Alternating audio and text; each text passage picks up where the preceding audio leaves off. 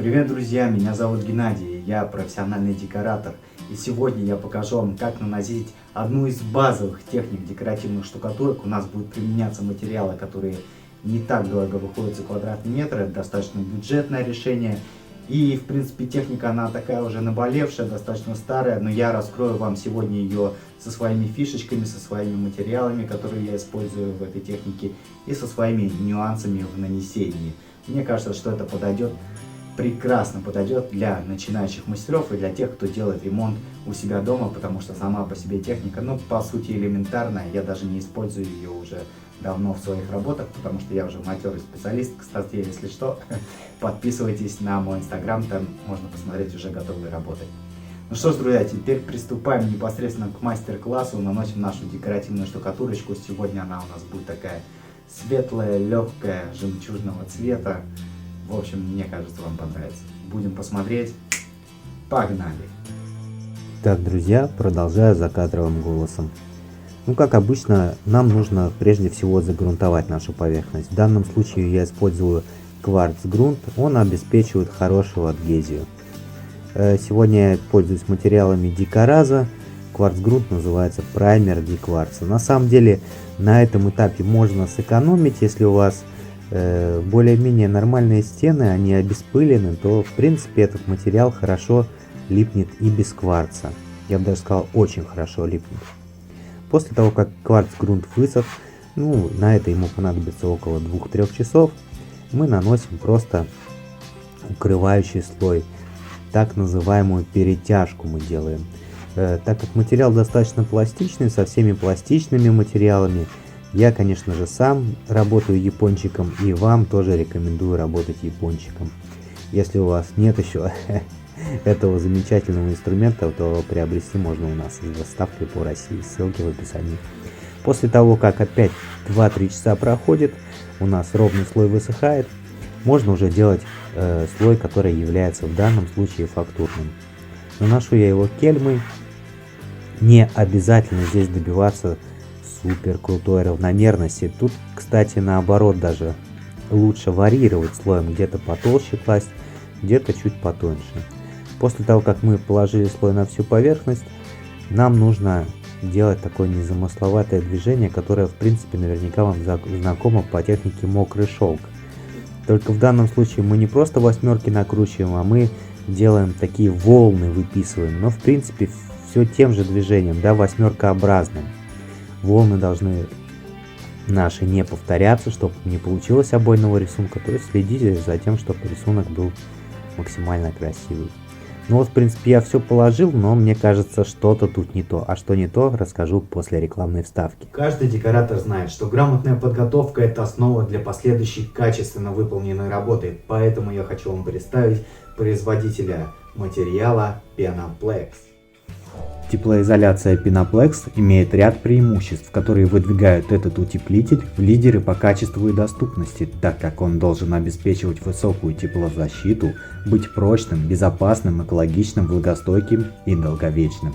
С Penaplex можно не только сделать дом энергоэффективным, утеплив его, но и воплотить любые идеи в интерьере, начиная от создания перегородки в студии, заканчивая декоративными элементами любой сложности. Penaplex. Гарантия качества. Так вот, друзья, в чем же была моя проблема? Проблема была то, что мне нужно было все-таки взять пластиковую кельму с треугольным носиком, и тогда у нас все становится на свои места. Железная кельма не давала нужного объема. Я сейчас добавляю материал и добавляю уже рисунок с более большим количеством материала и пластиковой кельмой.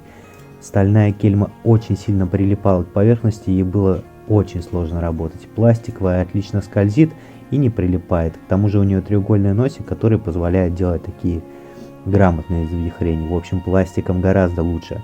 Теперь у меня есть фактура нужной высоты, которая уже будет работать с нашим серебром. Потому что до этого фактура была слишком низкая. Вот так она выглядит вблизи.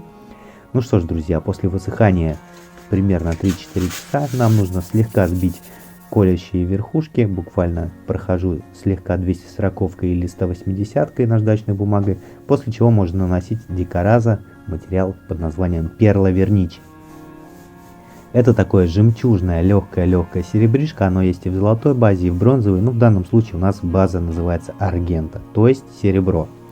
После того, как мы нанесли пол квадратных метра, берем влажную губку, очень важно именно увлажнить губку перед работой, сухой нельзя делать, и вытираем все линии от кисточки, плюс забиваем серебришко в низины.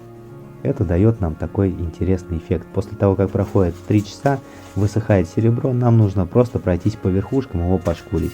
Для того, чтобы проходиться ровно по верхушкам, я подкладываю квадратную губку под наш наждак.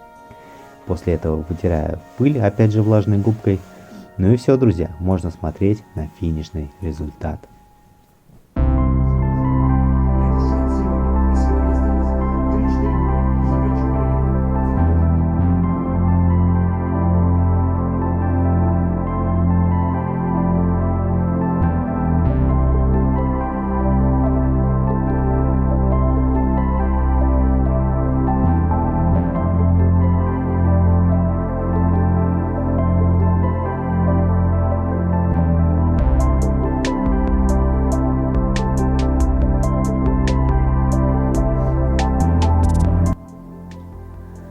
Что ж, друзья, вот такая вот штукатурочка у нас получилась.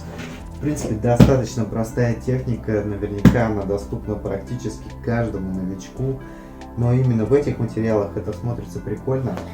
Вы, казалось бы, могли сказать: Гена, но это же можно сделать из обычной шпаклевки. А вот нифига, из обычной шпаклевки так не получится. Во-первых, у этой штукатурки есть масса плюсов, под нее не нужно делать хорошую подготовку, и сам по себе вот этот материал, сам Солиево, он обладает армирующими свойствами, то есть он предохраняет ваши стены от трещин.